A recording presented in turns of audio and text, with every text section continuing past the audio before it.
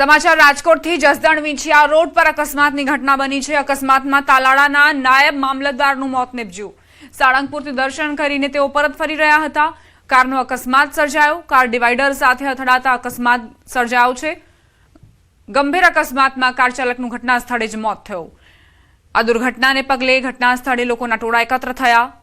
મૃતદેહને પોસ્ટમોર્ટમ માટે Jasdan civil hospital ખસેડવામાં આવ્યો।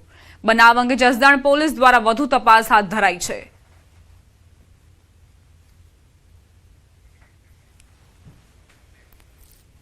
સમાચાર અમદાવાદથી ઇન્કમટેક્સ એડીસી બેંકમાં નેટમાં ફસાયા કપિરાજ। તડકાથી બચવા લગાવેલી નેટમાં કપિરાજ ફસાઈ ગયા। પર્યાવરણ પ્રેમી મનોજ ભાવસારે કપિરાજનું રેસ્ક્યુ કર્યું અને તેમનો આબાદ બચાવ કર્યો। અમદાવાદની આ ઘટના છે। એડીસી બેંકની નેટમાં કપિરાજ ફસાઈ ગયા, જે બાદ એક વ્યક્તિ જે પશુપ્રેમી હતા તેમણે કપિરાજની મદદ કરી તેમને બહાર કાઢવામાં સફળતા મેળવી। પર્યાવરણ પ્રેમી મનોજ ભાવસારે આ રેસ્ક્યુ ઓપરેશન પૂરું કર્યું। આ વિડીયો અમદાવાદથી સામે આવ્યો છે કે જ્યાં એડીસી બેંકની નેટમાં કપિરાજ ફસાયા હતા। તડકાથી બચવા માટે આ નેટનો સહારો લીધો હતો, પરંતુ ત્યાં ફસાતા જ પશુપ્રેમી તેમની વહારે આવ્યા। પર્યાવરણ પ્રેમી મનોજ ભાવસારે કપિરાજનું રેસ્ક્યુ કર્યું અને તેમને સફળ રીતે બહાર કાઢી લીધા। સુરત જિલ્લામાં સાયણ શુગર ફેક્ટરીની ચૂંટણીને લઈને સુરત જિલ્લામાં રાજકીય માહોલ ગરમાયો છે। વહેલી સવારથી જ સાયણ શુગર ફેક્ટરીની ચૂંટણી માટે શાંતિપૂર્ણ માહોલમાં મતદાન પ્રક્રિયાનો પ્રારંભ થયો છે। મતદાનને લઈ સભાસદોમાં ભારે ઉત્સાહ જોવા મળી રહ્યો છે અને સવારથી જ વિવિધ મતદાન મથકો પર મતદારોની કતારો જોવા મળી રહી છે। ચૂંટણીમાં કુલ 18 ઝોનમાંથી 37 ઉમેદવારો મેદાનમાં છે, જ્યારે ફેક્ટરી સાથે જોડાયેલા અંદાજે 21,800 જેટલા સભાસદો પોતાના મતાધિકારનો ઉપયોગ કરી રહ્યા છે। ખાસ વાત એ છે કે વિદેશમાં વસતા એનઆરઆઈ સભાસદોમાં પણ ચૂંટણીને લઈને ભારે ઉત્સાહ જોવા મળ્યો, જેના કારણે ચૂંટણીનો માહોલ વધુ રસપ્રદ બન્યો છે।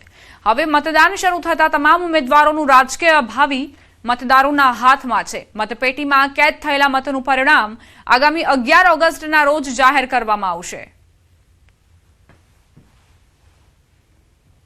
સુગર ફેક્ટરી ખેડૂતોની જીવાદોરી છે ને સુગર ફેક્ટરીમાં શેરડીના પાક આજુબાજુ વિસ્તારમાં શેરડી જ પાકે એવું છે જમીન, એટલે વહીવટ કરતા સારા હોય તો સુગર ફેક્ટરી સારી રીતના ચાલે।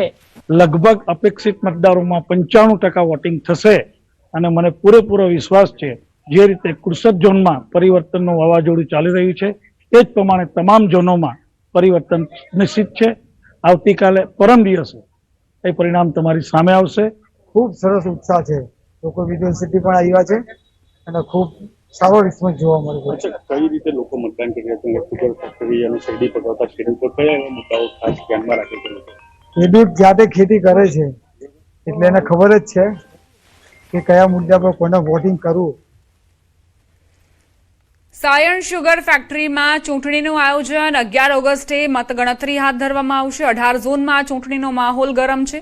એનઆરઆઈ સભાસદોએ પણ ઉત્સાહ વ્યક્ત કર્યો। મતદારો અહીં પહોંચ્યા મતદાનની પ્રક્રિયામાં સહભાગી થવા માટે।